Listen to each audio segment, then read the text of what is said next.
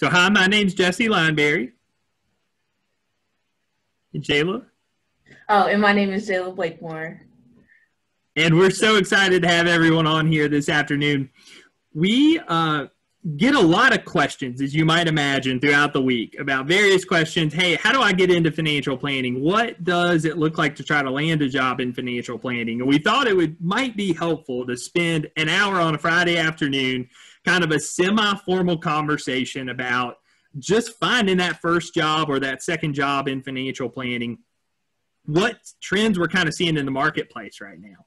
And so that's going to be the focus today. So again, we'll keep this semi-formal. It's not going to be informal, but we don't want it to be too formal either. We want it to be interactive. So for those of you who aren't familiar with New Planner Recruiting, we are a nationwide recruiting firm, a team of professionals that are devoted to helping new and aspiring financial planners land a position at a boutique financial planning firm, right? So our focus really is on financial planners, candidates that are kind of CFP track, anywhere from 0 to 7 or 8 years of experience, and then firms that are committed to implementing comprehensive financial planning and are wanting to hire someone who's kind of on that advisor track position. So that's kind of an overview of what we do here at New Planner Recruiting. Candidates don't pay us anything. I always want to touch on that. And kind of while we're getting started here, several links that we want to make available to you all. So as far as networking goes, we always encourage folks do go ahead and connect with Jayla and I both today, even if it's while we're on this conversation, right? Make sure you're connected with us on LinkedIn. We try to share things on LinkedIn. We use LinkedIn a lot in outreach and sourcing and having conversations with candidates. So anytime you've got a question, feel free to shoot either one of us a message there. We've also provided you over here in the chat with a link to the Michael Kids' website, which I assume most of you probably go to on a regular basis. Also our opportunities page, where you can see a list of all of the opportunities that we have available right now if you are currently in the job market or know someone who is, and then also a link to submit your resume to kind of get the ball rolling with us. So without further ado, Jayla is going to tell you a little bit about her story and why she joined our team. Hello, everyone. Good afternoon. Again, my name is Jayla Blakemore, and I am one of the account executives here at New Planner Recruiting. I am a 2020 graduate of the University of Georgia's financial planning program. So I went through the same courses that a lot of financial planning candidates go through, and then also had the experience of being a job seeker last year in the market of COVID, as a new college graduate, as a financial planning graduate. And so I have a lot of perspective on that and just how that looks today and what that looks like as a candidate. So definitely feel free to ask me questions about what I think and what my experience was like and how I ended up here, which leads me into how I ended up specifically at New Planner Recruiting. So during my time at UGA, I was a tour guide and kind of got into recruiting and knew that that was something that I had interest in. Caleb Brown, I had as a professor in my financial planning courses that I was telling you about. I reconnected with him for something else, and he mentioned it to me, and I was like, yeah, that sounds exciting. It allows me to still utilize my financial planning background and degree, but also kind of get some experience doing something else that I have interest in and enjoy. And the rest is pretty much history. So I joined the team in about September of last year, and have been having a really great time interfacing with candidates who are looking for jobs in the market and talking about the opportunities that firms make available. So yeah, that's a little bit about me. I'll turn it back over to Jesse to tell you a little bit more about him. Perfect. Thanks for sharing all that, Jayla. So as I said earlier, my name is Jesse Lineberry. I am a CFP and a graduate of Virginia Tech's financial planning program. I graduated back in 2014. And since then, it's been a couple of years, 4 or 5 years in the RIA space, kind of on that planner track. Joined the New Planner Recruiting team coming up on 3 years ago, and I very much enjoyed being part of the team and getting to interface with candidates and firm owners and help people find the right fit. I'm also an adjunct instructor over at Virginia Tech in their planning program, so still trying to stay at least semi-sharp on those planning skills, right? So we all kind of have a connection to financial planning here, right? And I think that's something that hopefully will be of service as we walk through these conversations today. So as many of you already saw, we did send out a link for folks to submit questions, and we got a huge response there. And so what Jayla and I have done is kind of create a list of the most popular questions that we received, right? We did get some duplicates. So we're going to answer the questions that it seemed like were all kind of within the same vein, and then kind of sprinkle in some of the questions that we get daily during interviews and try to touch on those things. Now, of course, we do have the chat functionality. Please make this interactive, right? If you have a question, put it in the chat and we'll address that as we go through the conversation as well. Again, we want this to be as interactive as possible. So I'm going to lead off with a relatively simple question that we got, and that was, what time of year do most firms tend to hire folks? And I think that's a great question. And like everything in financial planning, it depends, right? If it's a new college grad position, right? Someone who's graduating from a CFP program, kind of one of these undergraduate programs, we generally say the search starts somewhere between 4 to 6 months before the intended graduation date, right? So if you're graduating in May, kind of back that up 4 to 6 months. And that's when the search generally starts, when you really need to be getting geared up for the search. Now, we've talked to candidates who have gotten placed before then, and we certainly talked to candidates who get placed after graduation, but that's probably a safe range. Of course, there are folks who go to work for a firm that they interned with, right? And that might skew that number some. But for a new college grad, generally think that May and December time frame and the kind of the 4 to 6 months that's leading up to that, right, as the time of year. Now, if you've already graduated from a program, or you're coming out of a certificate program, or you're looking for a more senior position, then the time of year really opens up, right? The busy times of year in business are the busy times of year in business, right? And so we see a lot of interest in hiring in the first quarter, right, as we kind of come into the new year. We see a lot of interest in the first half of the fourth quarter, and certainly during the third quarter. Sometimes the summer slows down a little bit when people are on vacation and traveling and things like that. But to be honest, this year, given the pent-up demand from 2020, I don't see that happening. I think we're probably going to stay busy throughout the year, throughout 2021. So thought that was a fantastic question and a quick one to get us started off with. So I'll turn it back over to Jayla so she can answer her. Awesome. So one of the questions that we got was, what are the top things to consider in evaluating what firm would be a good fit? And this is a question that we get pretty commonly, and just something that's good to be thinking about, whether you are someone who's already working in the financial planning profession, working in a different profession, or coming out as a new college grad, and can be applied really to any industry. So what my advice would be is, when considering an opportunity and considering if the firm specifically would be a good fit, I would consider things that go into your holistic life. The same way we want holistic financial planning, we want a holistic life, and for work, and therefore for there to be work-life balance. And so in looking to that fit, you would definitely want to look at the culture, just the culture of the people, the culture of the work that they do, the type of clients that they work with, the type of work that they're doing with their clients, the way that they approach things. Softwares and other stuff come kind of secondary to that, because those can be learned and attained. But things that happen naturally, and things that are going to make a big difference in your experience, can definitely be tied to the culture of the firm. And then also another thing to note, especially in the financial planning industry, where mentorship is a large part of the way that things are structured, it's important to think about the mentorship structure. If there would possibly be a person or a team of people who would be willing and able to kind of guide you and help you to kind of get your feet wet and to get grounded in the opportunity, and to continue on through a track through the firm, is definitely something to consider, and can help you develop as a professional in general in any field. And so those are a few things to be considered, as well as fringe benefits. A lot of times people will think solely about cash compensation, which really, again, is a secondary contender. But what's also to be considered is, like, are they wanting and willing to invest in, like, your CFP pursuit?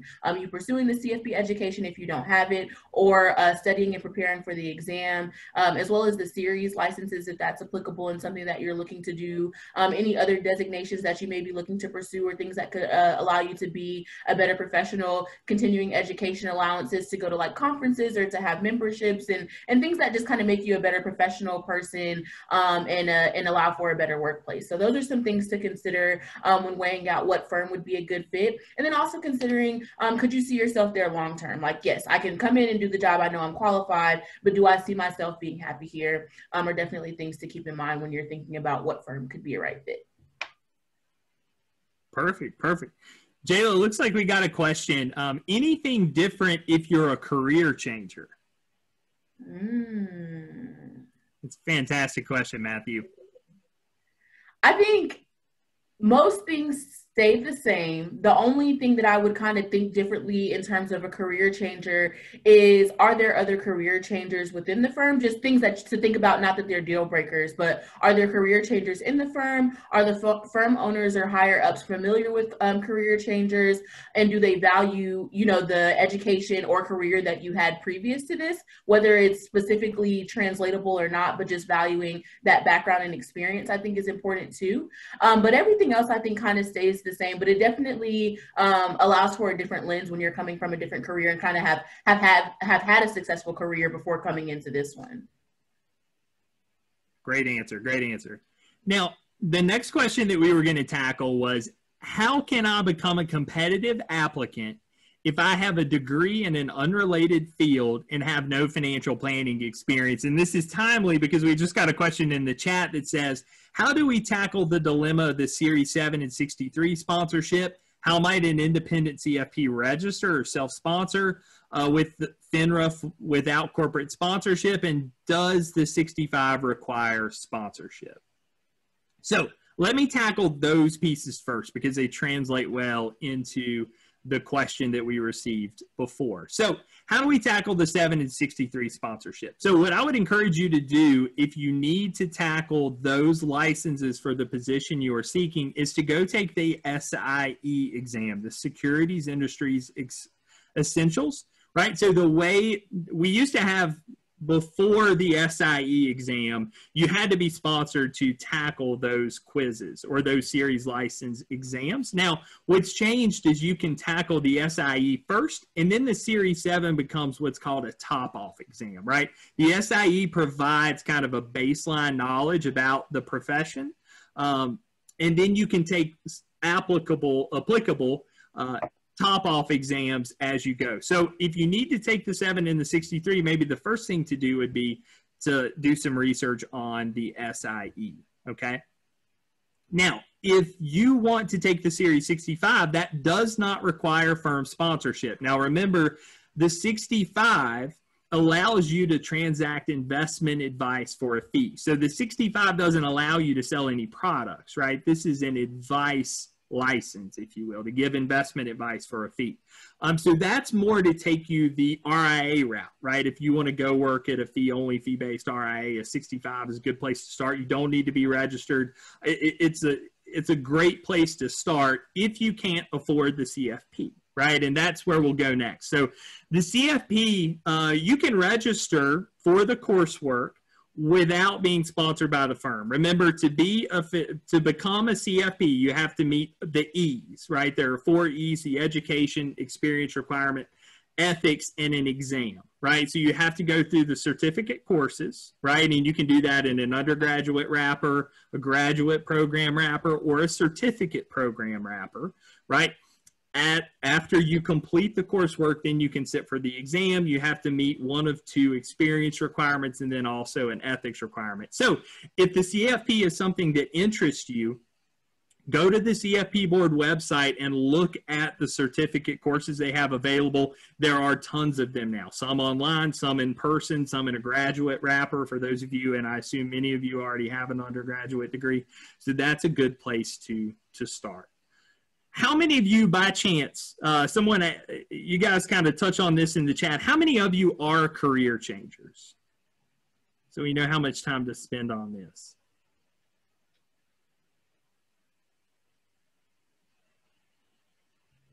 Awesome.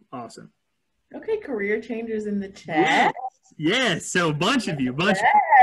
Awesome. Awesome. Well, welcome to the financial planning profession. We are more than happy to have you and excited that you chose our profession as your career path. So let's talk then about the original question. How do I become a competitive applicant if I have a degree in something else and have no planning experience? And it depends to a great degree on where you're starting from, right? The path from a tax accountant is going to be very, very different than someone who's coming from, engineering, right? I think there's a pretty clear path from engineering, but it's not as clear as a tax accountant, right? That's where we're going to start at. So education is going to help, right? Knocking out the CFP coursework is probably the most direct path, okay?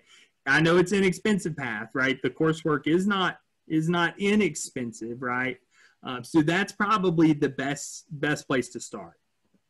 Other things you can do is take the 65 or the SIE. Those are much less expensive, and they at least provide you with some sort of legal framework to go to a firm and say, look, I can step into your firm and add some sort of value, right? And it shows a commitment to the profession and some baseline knowledge, right? Getting exposure to financial planning software. So just like most of our lives, right, technology is increasingly creeping into the financial planning profession, and it's getting better.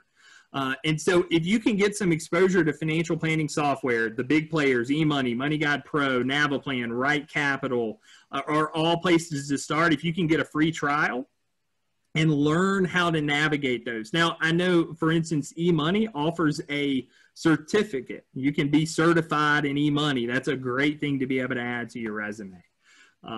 Get an externship or internship, or even just grab coffee with a local financial planner, right?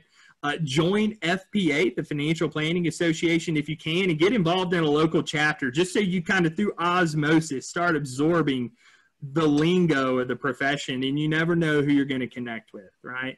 NAPFA, same thing. That's for fee-only financial planners. Great place to look. The Financial Planning Association actually has an externship, and it's during the summer. It does cost something, but it is a great program.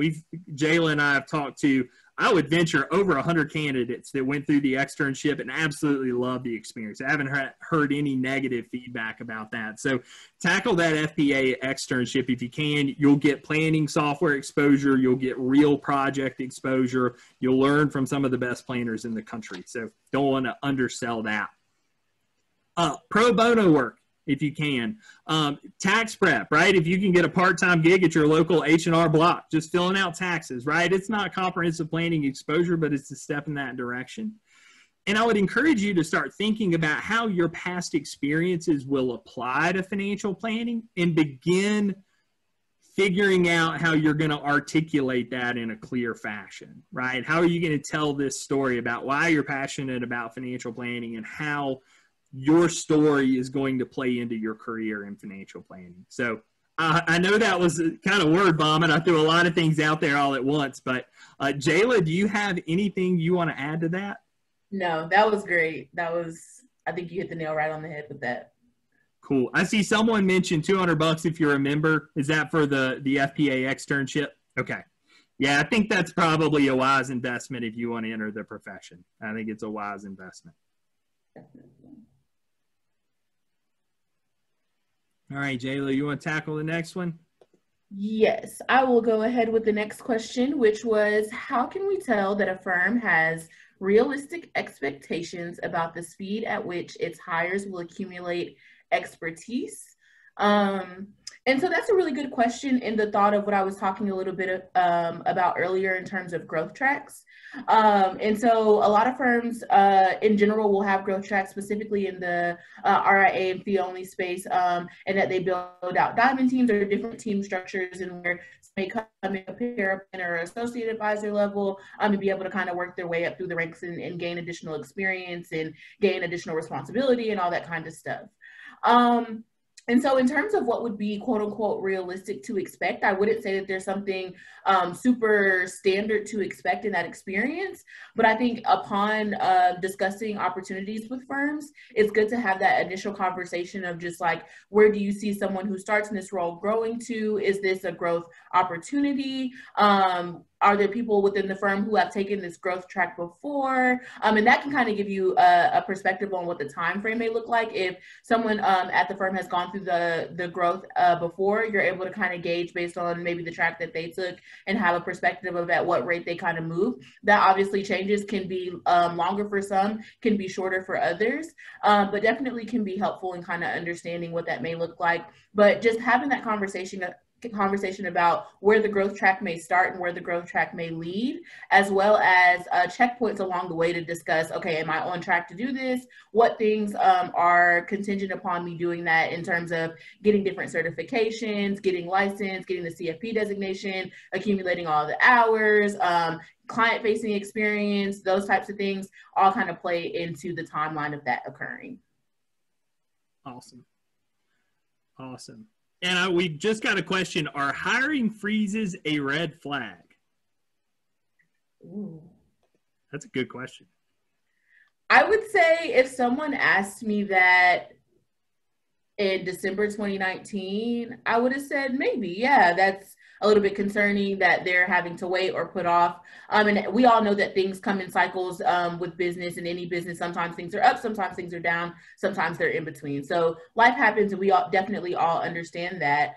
But now coming through and just having the additional perspective of the COVID-19 pandemic and the way that the world can move, shift, and shake, I wouldn't take a hiring freeze as that much of a red flag, because it's something that so many people had to do last year. And it wasn't uncommon, one, to have a hiring freeze, two, to have to let people go. We've talked with a lot of planners who, through the COVID-19 pandemic, if they're in like business development roles or even in the fee-only space, have been displaced from their opportunities. So we definitely understand the way that things and the way that business sometimes has to run based on what's going on in the world. So I would say, generally speaking, no. But if there is something else that's leading you to think that there's an additional red flag that's coming along with the reason that they had a hiring freeze, then I would definitely look into that a little bit more. But generally speaking, my answer is no. I think it's a good answer. I would agree with that. It always depends, right, on why they're making that decision.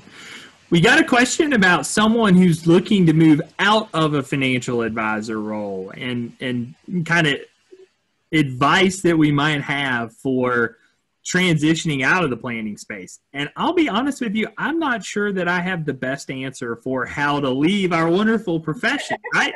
I kid. But I think, given your credentials, I mean, you've got a master's, CFP, a lot of FA experience. I think it's probably just leveraging your network that's kind of in the greater outskirts of your professional network in financial planning, because you're not necessarily leaving financial services. So anytime someone's looking to make a transition kind of within financial services, especially if you've been a planner and you've kind of had interfacing experiences with different folks within the profession, that's generally going to be my answer. So one of the next questions we got, and I think this is going to open the door to a fun conversation, and that's, what is financial planning going to look like as we move towards a virtual or more remote environment, or is that permanent? I think we got several questions about kind of, is everything going remote? Is everything going back in person? And Jayla and I spent a lot of time this afternoon talking about it, and I think our consensus was it's probably going to be some of both, right? There were financial planning firms that were 100% remote and very successful in serving clients before the pandemic hit. And we worked with some of those firms, and they do a great job taking care of their clients. As we got into the pandemic, of course, everyone kind of got forced to a fully remote position, right? As we come out of that, what we anticipate, right, and this is just our opinion, is that most firms are going to go back in office primarily, right? There are going to be some firms that stay 100% remote, but I think the majority are going to lean towards in office. But what we're going to see is some more flexibility, right? We might see flex days. We might say firms, each of their advisors get 1 day where they work from home, or 2 days where they work from home, or only on the days we have client meetings are we coming into the office. I think what's really going to translate over, though, are in areas where we have commuting, right? If you're in New York City, San Francisco, Washington, D.C., places with heavy traffic, I think we're going to see some of these tools play an integral part in delivering financial planning advice, right? We're going to see a lot of Zoom meetings with clients. We're going to see a lot of those things. So for those of you who are on this call that are good with technology, you can add a tremendous amount of value in a financial planning firm if you can just be the person that makes sure that Zoom works every time, right? And can help the person on the other end who might be 50, 60, 70, 80 years old navigate through, hey, why isn't my Zoom working? Why isn't Google Meets working, right? Which link am I trying to click on? So we all kind of laugh about that because it's so natural to us, but my gosh, you can add a lot of value to clients in being able to do that. So that's an aside. So kind of summary of where we see the remote thing going. We're going to see a mix of all of it. I think it's all of the above, but I think most firms are probably going to have some flex thing and probably delivering planning with a more refined technological outfit than what they had 24 months ago. Okay, awesome. The next question that I had was, I'm currently a financial coach in private practice, an AFC candidate. Are my skills sufficient to land a job in a financial planning firm? Or if not, what are the steps someone like me would need to take? Which is a question that I love because I am also pursuing the AFC. And so I'm glad that people are, one, pursuing the designation, but two, also just wanting to be a part of the financial planning profession in general, which is great. And an AFC definitely is a designation that firms that we work with admire and respect and are good with candidates for. I think what pairs well with an AFC, if you're not looking to pursue the CFP or not sure about the CFP or haven't gotten around to the CFP yet or haven't been able to pursue the education, whatever the case may be, would be some actual financial planning experience or education, as well as some of those licenses that Jesse talked about earlier, the SIE, the Series 65, those types of things. But the AFC is definitely a demonstration of commitment to the profession. So I think it's definitely a great start coming in at a relatively entry-level role. I don't think that it'll be too difficult to find opportunities because you have that designation. And then as you're able to gain additional experience, it'll just expand the work that you're able to do over time. Perfect. So the next question we had was how to answer the, do you have any work experience in the financial planning industry when all I've done is pro bono or volunteer work? And I think that's a great question. So who here is currently doing pro bono work in the profession? Drop a line in chat. Anyone in that position? Awesome. See a couple people raising their hand. Good deal. So we actually had a conversation about this earlier, Jayla and I did. And I think when we're talking about pro bono work, we want to acknowledge that it's probably not comprehensive financial planning in the manner that you would be doing it in your typical RIA. Okay, so we'll acknowledge that and say it's probably not the same thing, but some experience is preferable to none. And what pro bono work really demonstrates is that you have the heart of a servant that's necessary to becoming a financial planner with high emotional intelligence. And that's one of the things that we see firm owners asking us about over and over is, does that person have the emotional intelligence? And having those tough conversations is something that really can translate over. And I think if you're someone who does pro bono work and you're getting this question, that might be how I spin the answer. It's kind of focusing on, yeah, here's the technical stuff that we do, but this is what it really taught me. It taught me how to be a better listener. It taught me how to ask open-ended questions, right? And so that might be what I focus on. Okay, awesome. And then I also saw a question in the chat about getting into like more fintech focused opportunities, which I thought was a good question. And because I've been working with a fintech firm, thought it'd be a good one to go ahead and tackle. And so I guess to answer your question, one, just kind of having the same way that you research other opportunities, just researching fintech, different technologies that may be developing, different ways of doing things that may be developing, also technologies that firms that you may be interested in are working with, and just kind of seeing what that looks like and what that entails. I think that fintech is something that's going to continue to grow, like Jesse was just talking about, in the way that we're going to be taking advantage of additional technology and utilizing additional technology now that we've kind of gotten an experience of how it works and can be additionally efficient and effective. I think that it's going to continue to increase. So just having an idea of what you would like that to look like, or getting into spaces where you would be interested or are able to gain additional information about fintech is definitely a good start. And there are a lot of firms who definitely respect the fintech model and wanting to advance technology in the financial planning space too. So you're in good company. And then the other question that we had come in that we wanted to tackle was, what are some of the best/worst cities to practice financial planning? And I'm going to tackle that and say, there's honestly no bad place to practice financial planning, because everywhere where there is someone, there's someone that needs a financial planner. So there's someone that can utilize your services. There's someone that can, Nashville, I don't know if that's the good or the bad. Gotta be the good. Yeah, gotta be great. But there's someone that can utilize your services. So keep that in mind. Don't feel like you have to always be in a major city to find those opportunities, and just being open to the different avenues in which those opportunities may appear, or that you may be creating those opportunities. But in terms of cities that we see a lot of traffic in, or that we are often working with clients in, or definitely some of those major cities, New York City, the tri-state area, up there in the northeastern region, also the southeast, as well as like Texas is a hotspot. Dallas, Austin, Houston are places where we're usually constantly looking for someone, as well as like the Midwest, the like Boulder, Colorado area, Denver, Colorado area, Boise, Idaho, that type of place. And then California, Northern and Southern California. We've been working really hard out in California lately for lots of different level positions and lots of different levels of firms.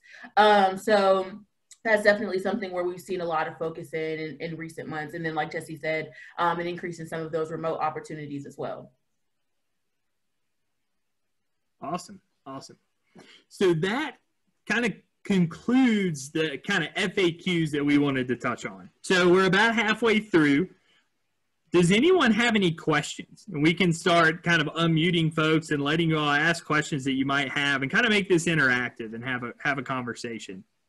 So if you want to ask a question on video, raise your hand, use that functionality, and we'll address it.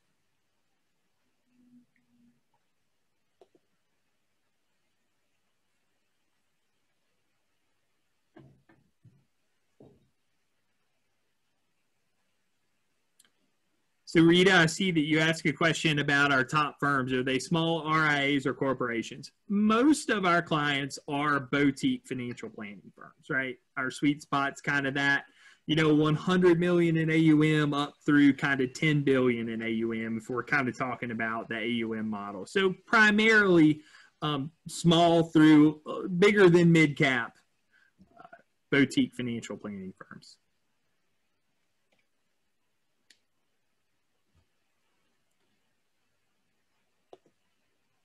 All right, Rita, I will unmute you, or you should be able to unmute yourself now.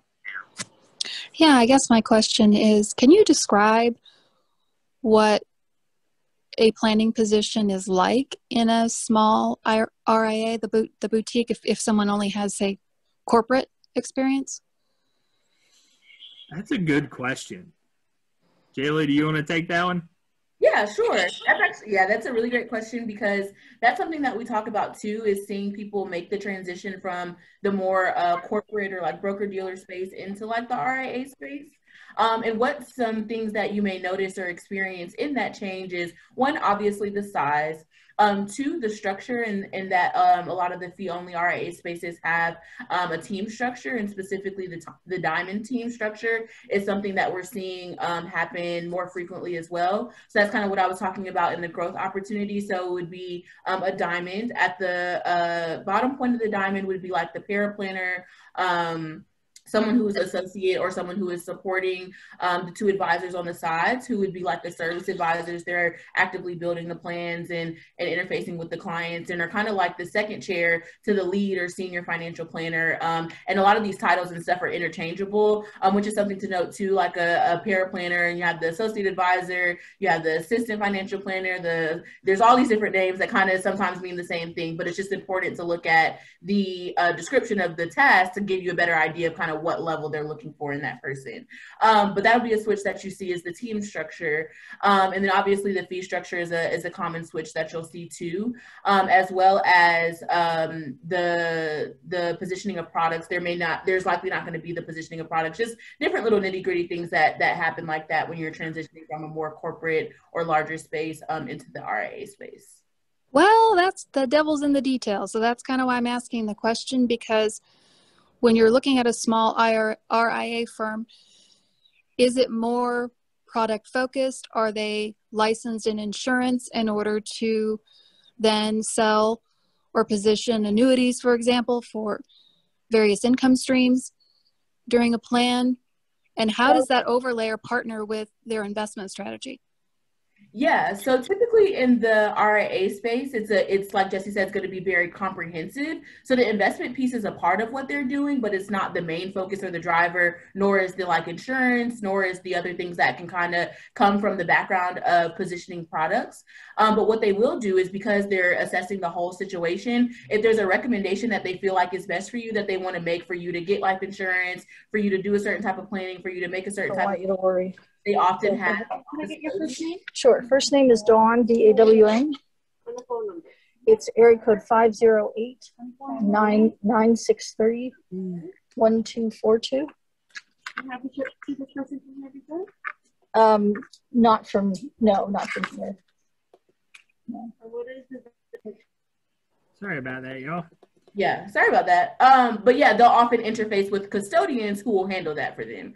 So their primary focus is not the investments or any specific thing. It's like a holistic look of the tax planning, the estate planning, education, retirement, kind of those levels that you have within the CFP and beyond. And then anything that they need to interface to take care of that they're not selling or positioning or licensed to do, they'll have a custodian or someone that they'll do that with. Does that clear that up? Yeah, I'm still, if you don't mind, I'm not trying to beat a dead horse here. I'm just trying to get an understanding of what the planning role looks like at a small RIA. For example, in, excuse me, the corporate realm, you're managing, for example, the portfolio strategy, granular level, making buy-sell recommendations, keeping the portfolio rebalanced in a tax-efficient manner, and then also overlaying that with a comprehensive financial plan, which might include education planning if the client has children, any insurance needs, although insurance isn't necessarily sold by that person. You would refer them out to someone else, an insurance agent. So I guess what I'm trying to understand is if the small RIAs are not handling the whole relationship, I guess I'm trying to figure out what is the outcome of the plan. The recommending what? Custodial IRAs, education IRAs if the client has children, depending on their age, but then they're not talking about the portfolio. I guess I'm trying to understand what that process looks like. Rita, one of the things I always tell candidates is that if you've met one RIA, you've met one RIA, right? So they're all going to offer different things. So and kind of what Jayla was getting at there, depending on what the RIA charges for, right? So you ask about insurance, for instance, a fee-only RIA isn't going to sell insurance, right? They're going to create a financial plan and then assist with the implementation. They might quarterback that relationship, right? So they might handle the investment management, right? They're going to work with a custodian. They'll have the trading authority on the account to manage the money for the family. They may implement the 529s. They may work with the state attorneys to implement the estate planning, CPAs to interface and make sure that the taxes are done. They may, in fact, have a CPA or EA on staff within the firm who's helping implement the taxes, whether they're doing tax projections or actually filing taxes on behalf of a client. As far as the retirement planning, certainly they're going to build the retirement plan. They make allocation adjustments within the client's 401k or 403b. So I wouldn't make the mistake of necessarily suggesting that these small RIAs aren't getting granular. In my experience, they're probably getting more granular. Perfect. Yeah, I was just trying to get a sense of what the team looks like, what areas they go a mile deep on, and where they just sort of stay on the surface, and what parts they outsource, what parts they keep in-house in terms of workflow. Sure. No, good question, Rita. Thank you. So we just got a question, Jayla, I'm going to tee you up for. So I just passed the CFP. I'm a career changer from an accounting and investments firm and thinking about getting the CDFA. Would love to hear your thoughts on if that's helpful or more of a personal interest. Okay, I like that. So I think that it's definitely any additional certification or designation. It's a joke that we make a lot of times when we're looking at resumes. It'll be like CFP and then random assemblance of other letters that we may have never seen or that we're not sure what they are, because there's so many different certifications and designations and stuff that you can get. So even if it is just a personal interest of yours, it gives you additional education, additional perspective, additional network. So I think that it's definitely beneficial. What will be, I guess, kind of a pivotal thing is within the opportunity that you're in now or future opportunities that you may be seeking, just kind of having that conversation of how they think that you may be able to apply those skills. Is that something that they value? Is that something that they're familiar with? So it's definitely something to have a conversation about in the respect of how it may be applied, but it's never hurtful to have additional knowledge or designation within the industry to an extent. I would echo that. I think another question we just got is the CFP along with the EA a valued combination? Yes. Now, it's going to be valued to varying degrees depending on whether or not the firm does tax planning, but yes, tax knowledge never hurts. Agree. So let's see. How competitive are you finding it is for associate positions right now? And suggestions for how to position yourself when you don't have experience at a financial planning firm, but do have experience as a financial coach. Jayla, that's right up your alley. Yeah.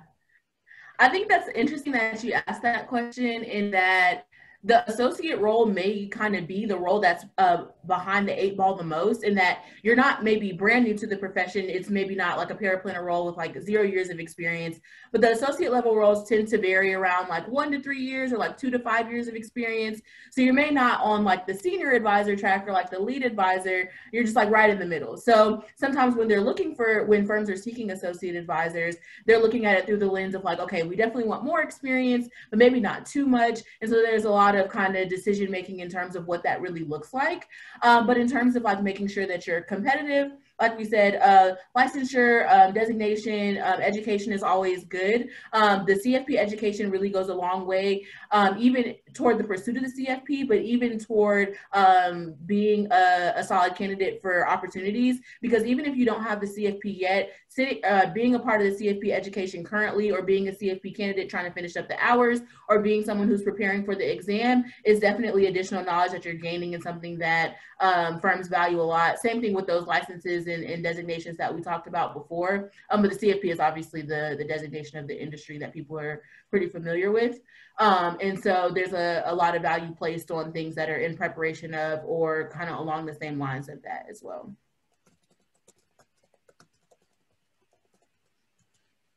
Perfect. Awesome. I see lots of things happening in the chat. Yes. All right, Mike, go ahead. Hi, everyone. My name is Mike Humphrey. I'm a financial coach in Portland, Oregon, and looking to explore other opportunities in the career space, and financial planning is one of the things that seems like it has a little bit of a lower lift in terms of being able to explain to people what it is that you do. People tend to understand the financial planning kind of world. The question I have is more about job titles and looking for job opportunities. One thing I've found is that when talking to someone who has the designation financial planner, it can really mean anything. Like, what do you, I think, do you work with people, like when you're apparently you just sell insurance, and yet your designation is a financial planner, and yet you're basically a salesperson. So what I've learned is that the name doesn't necessarily connote, the thing that at least I want to do, which is to be able to like help people with their money and their money goals. And I don't want to sell things. I don't want to sell products. I want to be, the fee only thing is very attractive to me. So given the fact that I would be a kind of a career changer, what are the sort of job opportunities that would be open for me in terms of looking for the names, like financial this, financial that, paraplanner, associate? Like for someone who's looking to get into this, what are the kind of keywords that I should be looking for in order to get access to a position that is in line with being able to help people the most effectively? That's a good question. Jayla and I joke all the time that if we could be, like king or queen for the day, the first thing we would do is standardize all names in financial planning for job titles and make our lives a whole lot easier.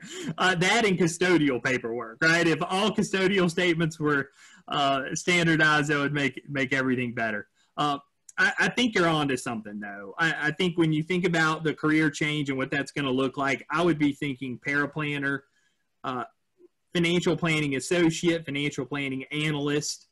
That's kind of the paraplanner acronyms, and I think Jayla will probably add some more here. But then associate financial planner, and that's what Jayla was getting at, right? We kind of step up a lot of times when we start talking about associate financial planner, associate advisor.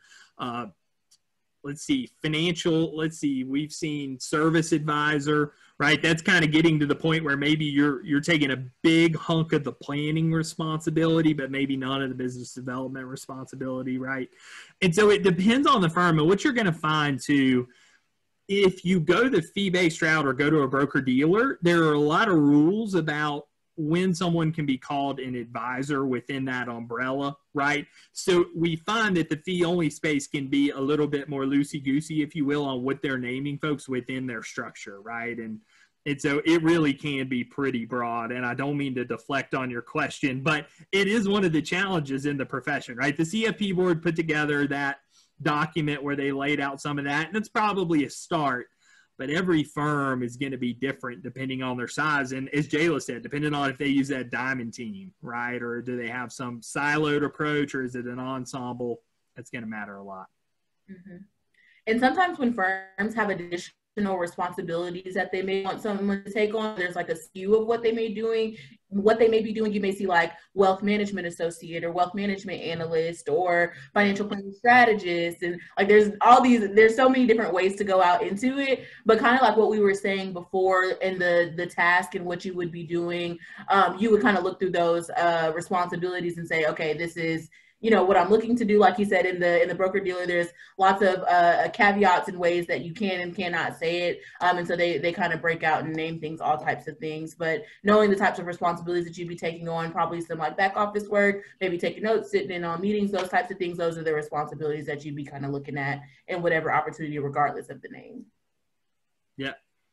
Eldon, thanks for sharing that in the chat. So you can see kind of the CFP board career path, and that's probably a starting point to have that conversation. I think piggybacking off of that, we just got a question. Why is there such a huge discrepancy in base salary for financial planner roles at RIAs? I've been offered 55 for the same role, and another RIA offered me 85 base. So Jayla, you want to take a run at that one?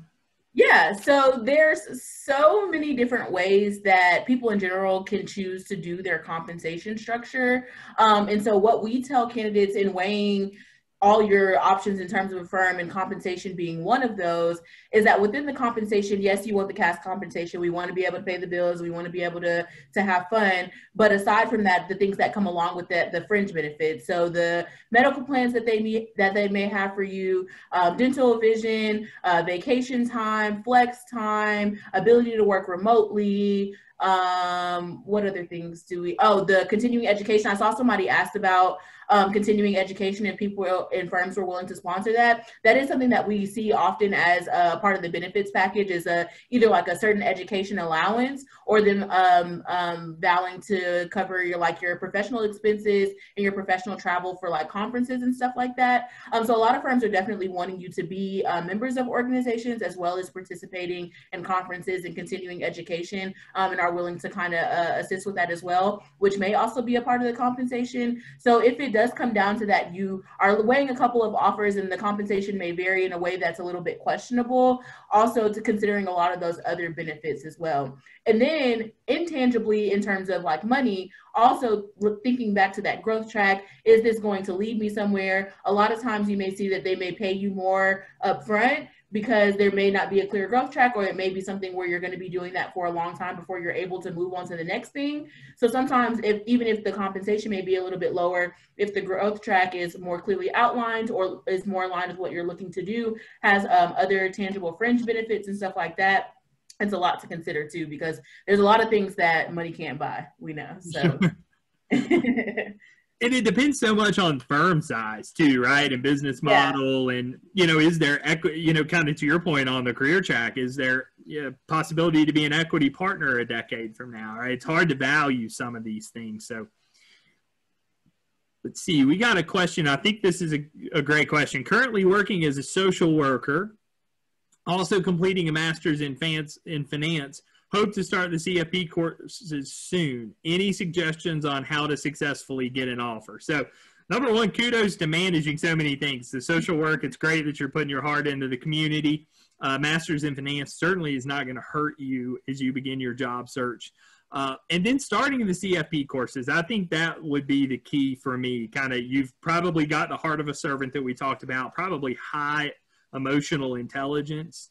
Obviously, the technical piece is going to be gained through the Masters of Finance and the CFP. So I think just continuing to do what you do, kind of be patient, not too patient, but patient. I think tackling the CFP coursework as you can without burning yourself out, right? Because you're going to have to be, when you make this transition to financial planning, you're going to have to be able to bring the heat for that 40 hours, 50 hours too. But I think just working in the direction that you are, and please send us a message, and be happy to give you advice too offline.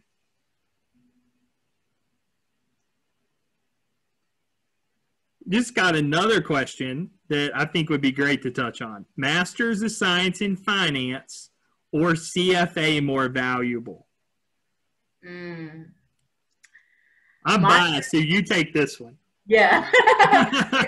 And I feel like we'll probably have the same answer, but maybe for different reasons. So in my personal opinion, and from what I've seen from firm owners and just kind of the other experience that people typically have based on both of those different credentials and education backgrounds, that the CFA would be a little bit more valuable.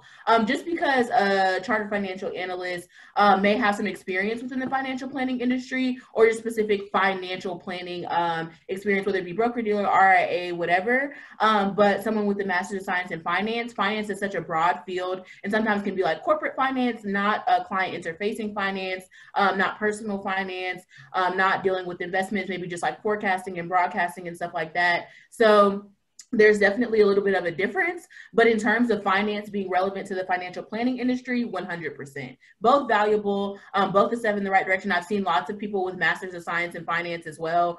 Sometimes it's the Masters of Science in Finance with the focus in financial planning, or kind of setting you up to be a pathway toward financial planning. And we definitely understand that, the certificate financial planning programs, or financial planning programs that will allow you to be eligible to sit for the CFP upon completion, are plentiful, but they're not perfect, and they're not everywhere and accessible to everyone. So other tracks and stuff that people take to the financial planning industry are also respected. Sure. And this person added, what if it's a Master's of Science in Financial Planning? I think our answer to that changes, right? Because the CFA is an analyst role, right? If you want to run a mutual fund, the CFA is probably the route you want to go. If you want to be the chief investment officer for a large corporate RIA, the CFA is the route you probably want to go. Now, if you just want to refine your financial planning knowledge, then an MS financial planning might be a good route. But be careful in selecting the Master's of Science in Financial Planning that you choose, because some are the certificate courses plus something. And if you're already a CFP, some of it might be kind of repetitive. But there are advanced financial planning master's degrees that are beginning to pop up. So, perfect. Let's see, what other questions are popping up here? Yeah, I see someone else says CFA for sure, Master's of Science prepares you for corporate finance. Depends on the master's, but yeah, I think that's probably a good direction to go. So how many years of experience do you need to become a lead advisor or relationship manager? What do you typically see? So that's probably a good one to kind of end off on here as we approach the end of the day. Probably last question, Jayla. So what do you think? How many years to be a lead?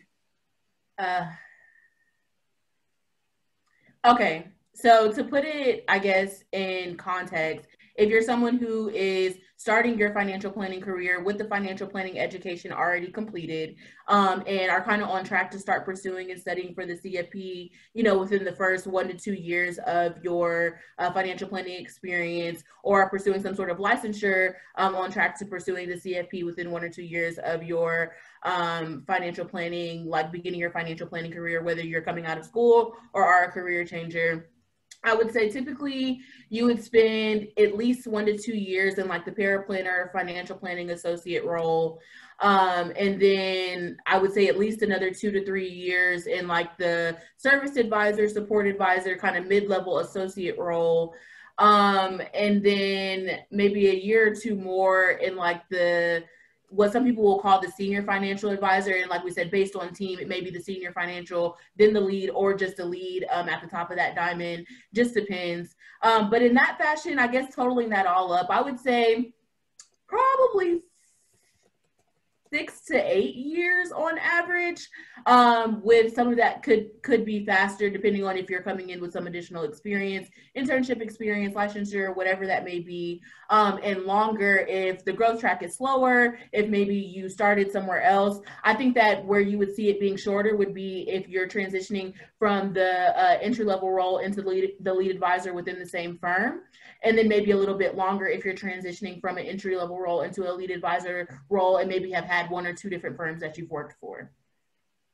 Yeah, I would echo all of those things. It really is going to depend on the firm. And we generally see that it happens relatively organically, right? There's not this moment where you kind of jump in and you come in the office one day and you're a lead advisor, right? You're kind of the second chair on relationships, and then magically, little by little, clients start reaching out to you directly, and you're the point person for that relationship. And when that happens with enough clients, that transition starts to help. So we've got about 2 minutes left. We probably don't have time for any more questions. We really appreciate everyone spending time with us on a Friday afternoon. I hope this was enjoyable and you all got something out of it. We would love to do this again in the future. If you have any other questions, please reach out to us directly. Our LinkedIn profiles are on here. Again, submit your resume to us if you're in the search or you're hunting for a job right now. And then also, of course, our opportunities list, kind of listing all the positions that we have available now. So thank you all very much for tuning in. Bye. Have a good afternoon. Have a great weekend, everyone.